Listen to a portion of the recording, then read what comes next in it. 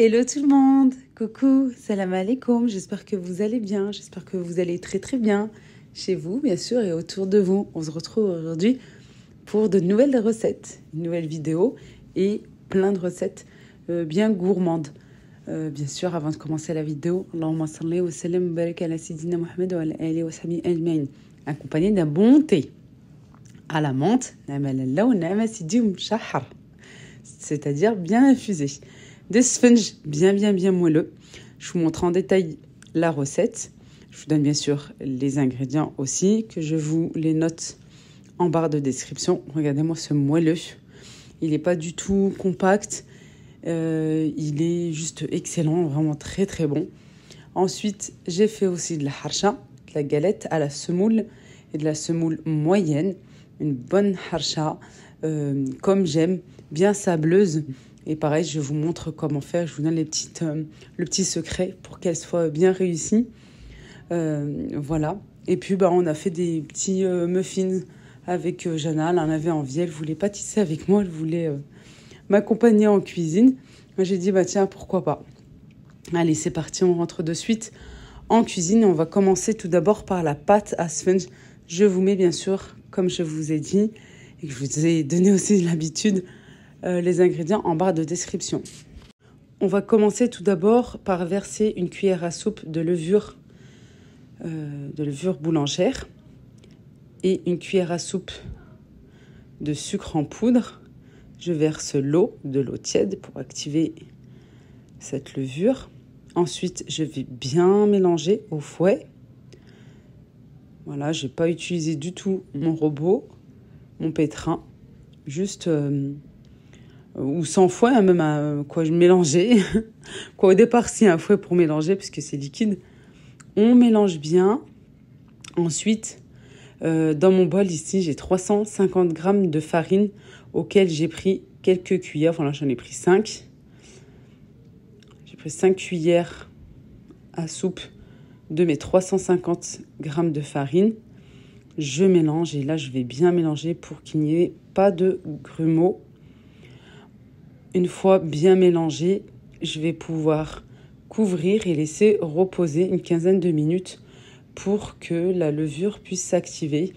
Et puis, voilà, comme je vous dis tout le temps, petite triche. Oui, Leïla, elle triche. Dans un four préchauffé à 50 degrés, pas plus.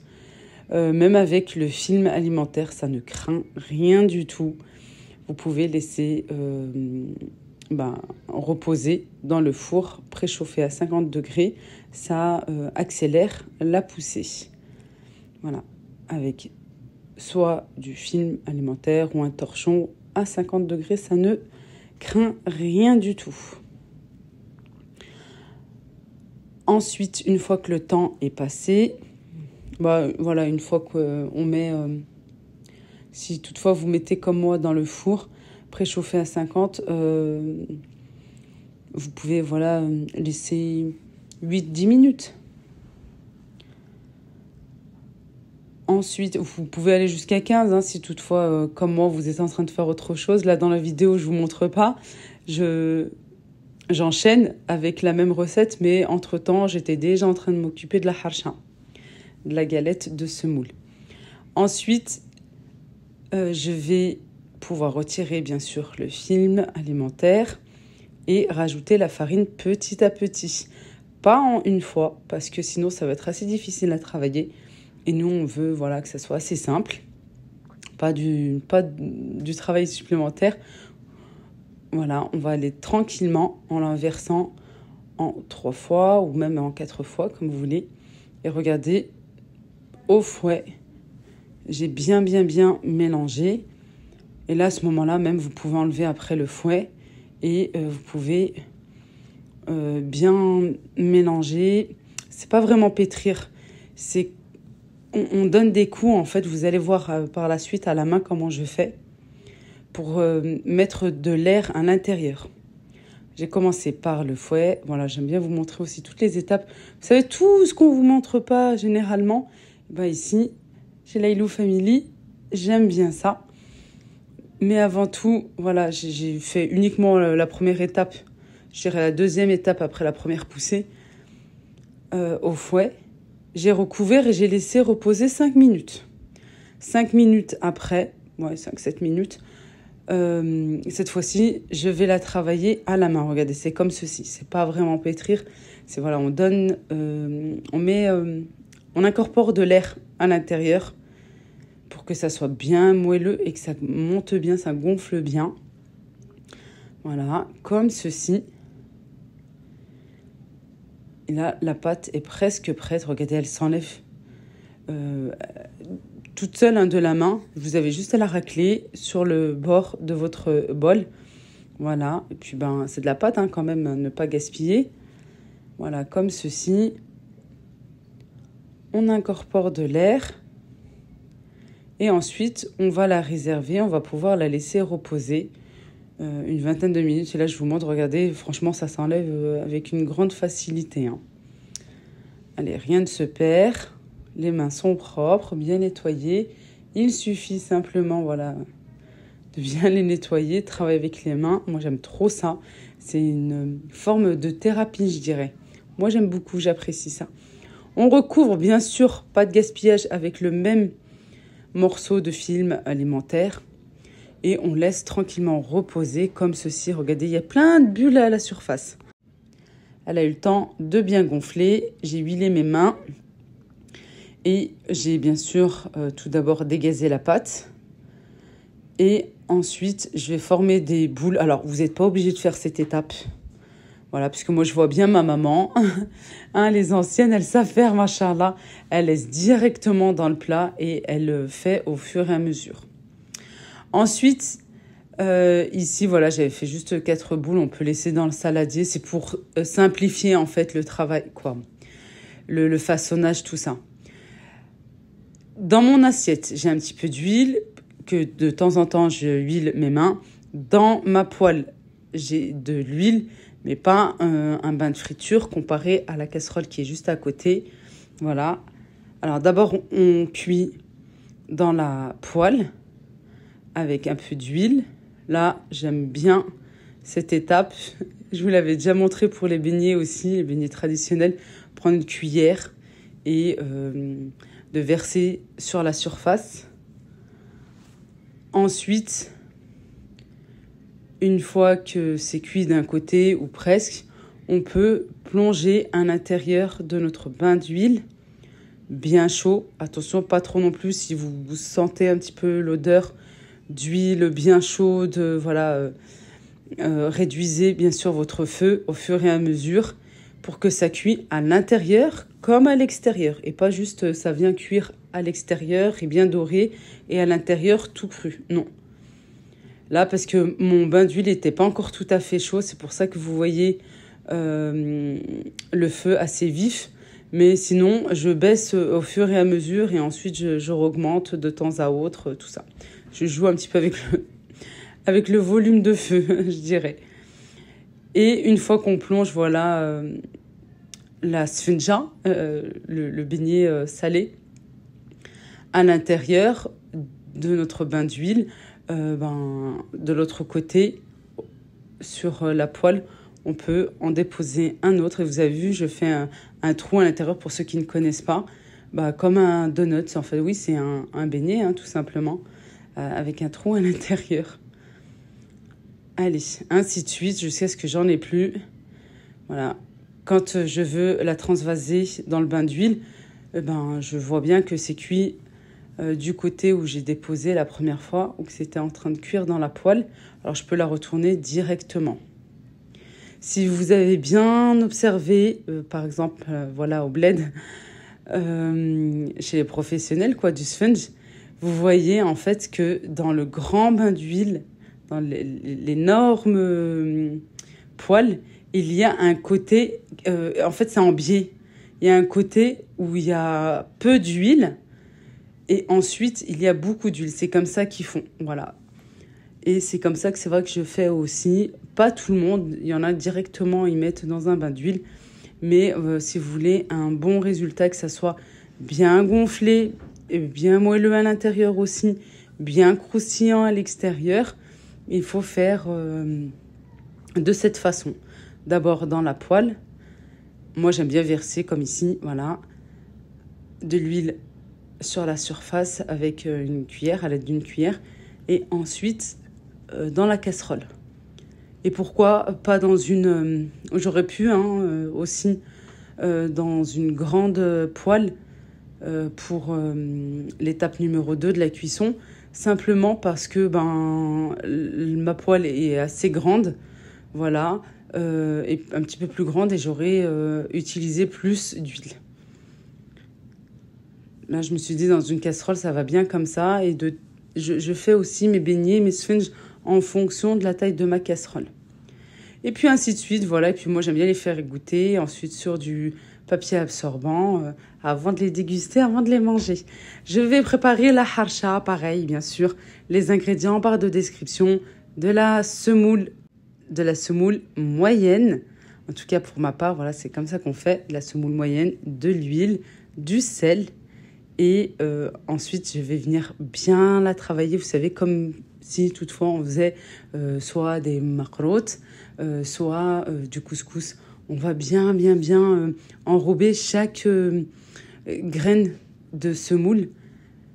On mélange bien, c'est vraiment très important. On prend le temps de bien mélanger et on soulève un petit peu parce que ici, quand même, j'avais une bonne quantité. Ensuite, une fois que c'est bien mélangé, moi, j'en mets un petit peu de côté. Vous allez voir juste après pourquoi. Et je l'ai laissé reposer. Le temps que je travaillais le sponge, voilà, pas au niveau de la cuisson, mais non, les étapes juste avant, quand j'étais en train de taper dedans la pâte et d'incorporer de l'air, voilà, j'avais mis de côté ma semoule. Faut laisser, voilà, reposer à peu près une dizaine de minutes. Ensuite, une fois que c'est qu'on a laissé reposer un petit peu, je rajoute à ce moment-là la levure chimique et je finis par l'eau, petit à petit. Et ici, je vais la laisser quelques minutes, l'histoire juste de 2-3 minutes, le temps que je vais beurrer ma poêle. Ma grande poêle, d'ailleurs, il m'en faut une autre parce que celle-ci est devenue vraiment dans un état. Elle colle un petit peu aussi. Alors moi, j'aime bien beurrer, comme ça colore bien aussi. Vous n'êtes pas obligé, hein. Il y a des moments où je ne beurre pas, mais c'est vrai que je trouve quand je beurre ma poêle, ensuite, ça donne une belle coloration à la harsha. Et tout à l'heure, j'avais mis de côté le mélange de semoule, le sel et l'huile. Voilà pourquoi, pour pouvoir en mettre un petit peu sur ma poêle.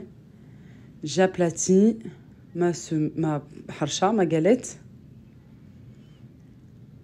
Alors après, c'est en fonction de vous. Est-ce que vous la voulez plutôt grosse? Est-ce que vous la voulez fine, de taille moyenne? Comme vous le souhaitez. Ça, c'est comme le pain. Est-ce que vous aimez la mie à l'intérieur ou pas?